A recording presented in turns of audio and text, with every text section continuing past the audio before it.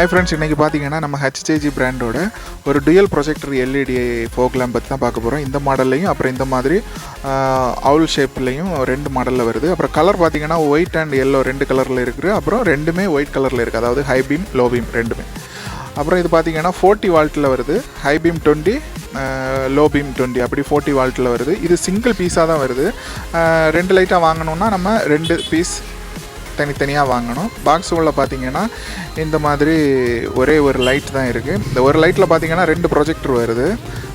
Full வந்து பார்த்தீங்கன்னா alloy மெட்டீரியலில் கொடுத்துருக்காங்க, கண்டிப்பாக துருபிடிக்காது. ஸோ அந்த பிரச்சனை இல்லை. அப்புறம் பார்த்தீங்கன்னா இதில் இன்பில்டாக ஃபேன் கிடையாது. ஆல்ரெடி நம்ம மினி டிரைவ் வீடியோ ஒன்று போட்டிருக்கோம் ஹெச்ஜேஜி பிராண்டில் தான். அதில் இன்பில்டாக ஃபேன் வந்து அந்த ஃபேனில் சின்ன ப்ராப்ளம் இருக்குது. இதில் ஃபேன் இல்லாமல் இந்த மாதிரி கிரில் செட்டப் கொடுத்து ஹீட்டை கம்மி பண்ணுறதுக்கு இந்த மாதிரி மாடலில் கொடுத்தது நல்லதான், நல்ல மால்டிங்காக கொடுத்துருக்காங்க. ஸோ கண்டிப்பாக உள்ளாடி தண்ணி போகிறதுக்கு வாய்ப்பே இல்லை. எனக்கு இது ரொம்ப பிடிச்சிருக்கு. அப்புறம் கேபிளும் பார்த்திங்கன்னா ரொம்ப நல்ல குவாலிட்டியாகவே கொடுத்துருக்காங்க. அப்புறம் 3 ஒயர் இது கனெக்ஷன் தெரியும்ல, ஒன்று காமன், அப்புறம் இன்னொன்று ஹை பீமுக்கும் லோ பீமுக்கும் உள்ளது. இந்த ஃபோக் லேம்பை பொறுத்த வரைக்கும் பார்த்தீங்கன்னா நீங்கள் ஒரு லைட் மாட்டினாலே போதுமானது. ஏன்னா ஒரு லைட்டில் ரெண்டு ப்ரொஜெக்டர் வரனால ரொம்ப பவர்ஃபுல்லாக இருக்கும். ஆனால் சென்டரில் மாட்டுற மாதிரி இருக்கும், பம்பரில் மாட்ட முடியாது. பாக்ஸுக்குள்ளாடி பார்த்தீங்கன்னா அந்த லைட்டை மாட்டுறதுக்குள்ள போல்டு நட்டு வாசரு, அப்புறம் அந்த போல்டு நட்டை டைட் பண்ணக்கூடியதுக்கு அல்லன் கீ அந்த பாக்ஸ்லேயே வருது. ஸோ அல்லன் கீ நம்ம தனியாக வாங்கணும்னு இல்லை, அந்த பாக்ஸுக்குள்ளாடி அல்லன் கீ வருது. அப்புறம் இந்த கிளாம்ப் தான் பார்த்தீங்கன்னா லைட்டுக்கு அடியில் வரும். இதில் தான் நம்ம மேலே கீழே அட்ஜஸ்ட் பண்ணுற மாதிரி இருக்கும். அப்புறம் எக்ஸ்ட்ரா நம்ம ஒரு கிளாம்ப் வாங்குற மாதிரி இருக்கும். ரெண்டு லைட்டு மாட்டுறீங்களா இருந்தீங்கன்னா அதை நம்ம பைக் ஸ்பேரில் வாங்கிக்கலாம். அது 20 ரூபா சம்திங் தான் வரும்னு நினைக்கிறேன். லைட்டு பார்த்திங்கன்னா ரொம்ப காம்பேக்டாக சின்ன சைஸ்லேயே இருக்குது. ஆனால் இதோட சைஸுக்கும் பவருக்கும் சம்மந்தம் இருக்காது, அவ்வளோ பவர்ஃபுல்லாக இருக்கும். இந்த ரோடு பார்த்திங்கன்னா நம்ம எப்போவும் வீடியோ எடுக்கக்கூடிய அதே 4 வழிச்சாலை தான். இது வந்து ஸ்டாக் லைட்டு லோ பீம், அப்புறம் ஹை பீம். ரெண்டுமே பார்த்திங்கன்னா பெரிய வித்தியாசம் ஒன்றும் இல்லை, ரெண்டும் கிட்டத்தட்ட ஒரே மாதிரி தான் இருக்குது. இந்த ரோடு பார்த்திங்கன்னா ஒரு கொஞ்சம் நல்ல வைடான ரோடு தான். இப்போ நம்ம ஹெச்ஜேஜி ஃபோக் லேம்போட லோ பீம் பார்த்திங்கன்னா எல்லோ கலர் ரொம்ப பவர்ஃபுல்லாக இருக்குது. நான் இது கொஞ்சம் வைடாக செட் பண்ணல, ஏன்னா ரெண்டு சைடு கொஞ்சம் சின்னதாக அட்ஜஸ்ட் பண்ணி நம்ம வைடு ஆக்கலாம்.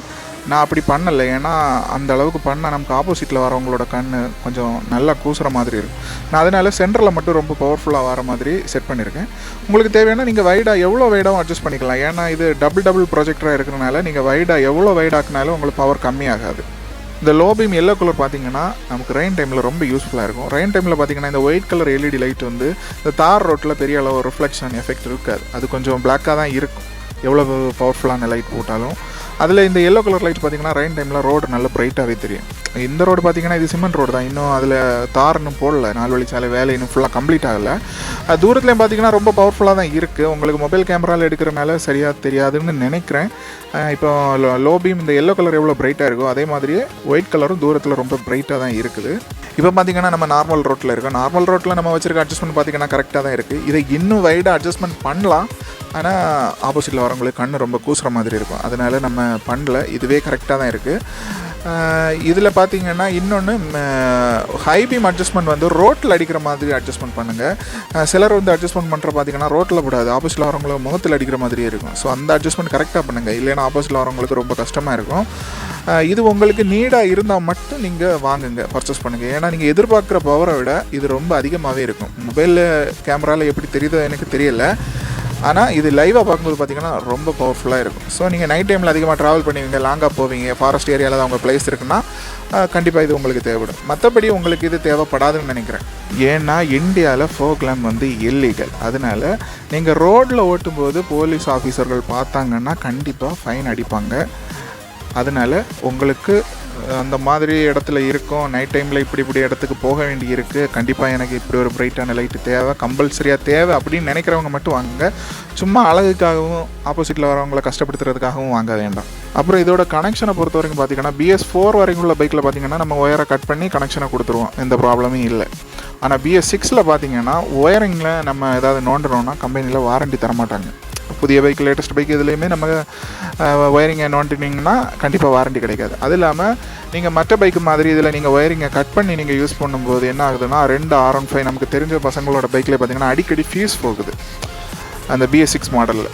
ஸோ அதனால் என்ன பண்ணுறீங்கன்னா நீங்கள் ஒயரிங் ஹார்னஸ் கிட்டுன்னு வருது, ஃபோக் லேம்போட ஒயரிங் ஹார்னஸ் கிட்டுன்னு தனியாக வருது. அந்த கிட்டு வாங்கினீங்கன்னா நீங்கள் எந்த ஒயரிங்குமே பண்ண தேவையில்லை, ப்ளக் அண்ட் ப்ளே மாதிரி தான் இருக்கும். அதுலேயே தனித்தனி ஒயர் வந்துடும்.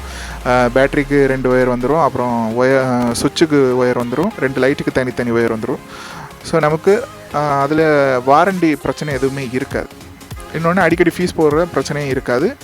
பேட்ரி லைஃப்பும் ரொம்ப நல்லா இருக்கும். அதனால் BS6 பைக் யூஸ் பண்ணுறவங்க எல்லோரும் இந்த லைட் மாட்டணும்னு ஆகிடும். இந்த லைட்டுன்னு இல்லை, எந்த ஃபோக் லேம்ப் மாற்றுறதா இருந்தாலும் நீங்கள் அந்த ஒயரிங் ஹார்னஸ் கிட்டு போட்டு யூஸ் பண்ணிக்கோங்க, அதான் பெஸ்ட்டு. ஃபைனலாக இதோட ப்ரைஸ் பார்த்தீங்கன்னா 850க்கு நான் ஒரு 6 மாதத்துக்கு முன்னாடியே வாங்கிட்டேன், ஒரு ஆஃப்லைன் ஸ்டோரில் தான்.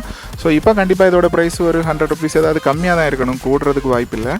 இது எந்த ஸ்டோரில் வாங்கினேன்னா நான் கன்னியாகுமரி டிஸ்ட்ரிக்ட், அதனால் கருங்கல்லில் இருக்கக்கூடிய பாலூர் ஜங்ஷனில் பைக் வேல்டுன்னு ஒரு கடை இருக்குது. அது வந்து பைக்கோட மாடிஃபை அசசரிஸ் மட்டும் சேல்ஸ் பண்ணுறாங்க. ஸோ அங்கே தான் நான் வாங்கினேன். லோக்கலில் உள்ளவங்க யாருக்காவது தேவையான அந்த கடையை காண்டாக்ட் பண்ணிக்கோங்க. ரொம்ப நல்லா தான் இருக்குது. முக்கியமாக ஹார்னஸ் கிட்டு போட்டு யூஸ் பண்ணுங்கள் BS6 பைக் வச்சுருக்கிறவங்க. அந்த கடையிலே கேட்டாலும் ஆர்டர் பண்ணி கேட்டால் அவங்க எடுத்து தருவாங்க. இந்த வீடியோ பார்த்திங்கன்னா நான் ஒரு 6 மந்த் முன்னாடியே எடுத்துட்டேன். ஏன் இன்னும் அப்லோட் பண்ணலைன்னா அந்த டைமில் எனக்கு ஒரு சின்ன ஆக்சிடென்ட் ஆகிடுச்சு. அதுலேருந்து சரியாகி வரதுக்கு கொஞ்சம் டைம் ஆச்சு. அதனால தான் வீடியோ ஒழுங்காக சரியாக எதுவுமே போடலை. இப்போ அந்த பைக்கு நம்ம கையில் இல்லை. ஹோண்டா எக்ஸ்பைர்ட் பைக் தான் வச்சுருந்தேன். நம்ம சேனலில் கண்டிப்பாக பார்க்குறவங்களுக்கு தெரியும். அதோட ஓனர்ஷிப் ரிவ்யூ நம்ம போட்டிருக்கோம். இப்போ நம்ம நெக்ஸ்ட் பைக் எடுத்துட்டோம். ஷார்ட்ஸ் பார்த்தவங்களுக்கு தெரிஞ்சிருக்கும் எந்த பைக்குன்னு. ஹோண்டா CB 200X பைக் தான் எடுத்திருக்கோம். ஏன் ஹோண்டாவை எடுக்கிறேன்னா எனக்கு ஹோண்டா பைக்கில் ஒரு சின்ன ஆர்வம். அதோட என்ஜினோட சவுண்டும் அதோட ஸ்மூத் எனக்கு ரொம்ப பிடிக்கும்.